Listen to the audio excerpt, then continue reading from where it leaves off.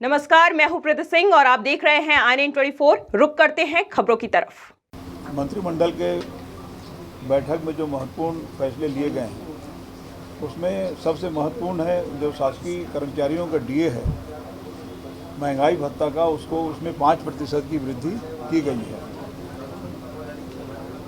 और शासकीय कर्मचारियों का जो पेंशन की पात्रता अवधि 33 वर्ष से घटाकर 30 वर्ष और स्वैच्छिक जो सेवानिवृत्ति उसकी जो अवधि है वो 20 वर्ष से घटाकर 17 वर्ष की गई है।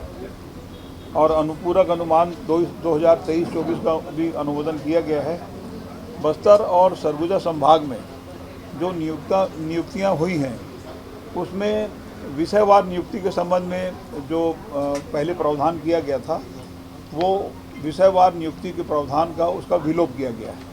वरिष्ठ वेतनमान एक प्रक्रिया है कि पोस्ट खाली नहीं होने से पदोन्नति और क्रमोन्नति करने के बाद जो वेतनमान में वृद्धि होती है उसके बारे में भी फैसला हुआ है। एक टाटा टेक्नोलॉजीज लिमिटेड के साथ पार्टनरशिप में औद्योगिक प्रशिक्षण संस्था उन्नयन कराने के लिए एक MOU हुआ था। उसमें शर्त ये थी कि 60% का भुगतान उनको करना है और उसके बाद बाकी का भुगतान अलग अलग किस्तों में करने का प्रावधान किया गया था। तो जो MOU हुआ था उसका पालन किया जाए उसके उन्नयन के लिए। उन्नयन वरिष्ठ समाज से भी एक आपने नाम सुना होगा, प्रभुदत्त, पशु चिकित्सक सहायक, इनके प्रमोशन के लिए जो अहर्ता है तो उसमें केवल 8% लोगों को प्रमोशन दिया जाता है। अब उसमें छूट प्रदान कर दिए हैं और एक बार के लिए कि जो 8% का जो सीमा है उसको एक बार के लिए शिथिल किया जाए। छत्तीसगढ़ निजी विश्वविद्यालय विधेयक 2023 का भी अनुमोदन हुआ है। और रायपुरा में देवांगन समाज की तरफ से एक देवांगन कल्याण समाज की भूमि थी सामाजिक भवन बनाने के लिए, तो उसमें भी प्रब्याजी में छूट देने का निर्णय लिया है। भारत सरकार रक्षा मंत्रालय चकरभाटा बिलासपुर में 1012 एकड़ जो भूमि थी सार्वजनिक वितरण प्रणाली में जो राशन दुकानों में शक्कर वितरण किया जाता है तो वो सहकारी शक्कर कारखाना जो कोऑपरेटिव के अंतर्गत है उससे खरीदी करके और उसको वितरण किया जाए, इस प्रकार का निर्णय हुआ है।